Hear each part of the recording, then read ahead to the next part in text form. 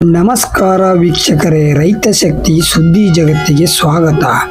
ಕರ್ನಾಟಕ ರಾಜ್ಯದಲ್ಲಿ ಮುಂಗಾರು ಮಳೆ ಆರಂಭವಾದ ಕೆಲವು ದಿನಗಳ ನಂತರ ಎಲ್ಲ ರೈತರು ತಮ್ಮ ತಮ್ಮ ಜಮೀನುಗಳಲ್ಲಿ ಕೃಷಿ ಚಟುವಟಿಕೆಗಳನ್ನು ಆರಂಭಿಸಿದ್ದಾರೆ.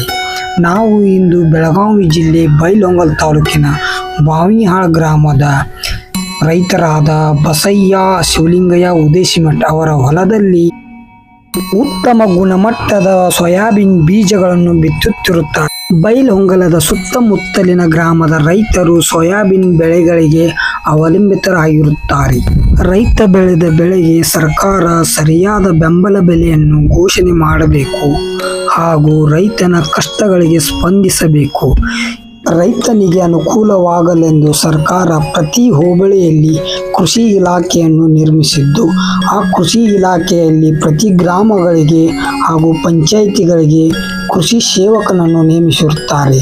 ಆ ಕೃಷಿ ಸೇವಕನು ಎಲ್ಲ ರೈತರೊಡನೆ ಸಂಪರ್ಕ ಮಾಡಿ ಹಾಗೂ ರೈತನ ಬೆಳೆದ ಬೆಳೆಗಳಿಗೆ ಸರಿಯಾದ ಮಾಹಿತಿಯನ್ನು ಕೃಷಿ ಇಲಾಖೆಯಿಂದ ತಂದು ರೈತರಿಗೆ ತಲುಪಿಸಬೇಕು ಹಾಗೂ ರೈತ ಬೆಳೆದ ಬೆಳೆಗೆ ಯಾವ ಔಷಧಿ ಹಾಗೂ ಯಾವ ಗೊಬ್ಬರ ಹಾಕಬೇಕೆಂದು ಸರಿಯಾಗಿ ಕೃಷಿ ಇಲಾಖೆಯಲ್ಲಿ ತಿಳಿದುಕೊಂಡು ಆಯಾ ಗ್ರಾಮದ ರೈತರಿಗೆ ತಿಳಿಸುವುದು ಕೃಷಿ ಸೇವಕನ ಕೆಲಸವಾಗಿರುತ್ತದೆ.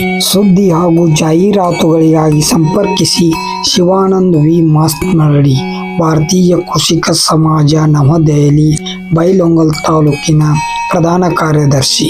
ಯೂಟ್ಯೂಬ್ ಚಾನೆಲ್ ರೈತ ಶಕ್ತಿ ಸುದ್ದಿ ಜಗತ್ತು. ರೈತರ ಸಮಸ್ಯೆಗೆ ಪರಿಹಾರ ಸಂಘಟನೆ ಹೋರಾಟ ಇವರ ಗುರಿ.